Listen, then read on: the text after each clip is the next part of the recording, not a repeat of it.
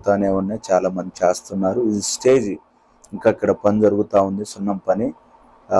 ఆ మందిరంలో అది స్టేజి, దాని వెనక గోడ అది మనం చూస్తాం. ఇదంతా కూడా ఆ రోజుకి మరి ఇంకా పనులు కూడా జరుగుతూ ఉన్నాయి కాబట్టి ఆ రోజుకి అంతా పూర్తయిపోయింది ప్రతిష్ఠించి. మరి ఈ స్థలంలో కూడా చాలా మంది ఈ మందిరం కూడా చూడటానికి అవకాశం ఉంటుంది. ఇక్కడ చూడండి, వాల్స్ ట్రస్లు అన్ని లేపారు, రూప్ ట్రస్లు కూడా వస్తాయి. ఇక అన్ని త్వరగానే ఈ పనులను దేవుడు పూర్తి చేస్తాడు.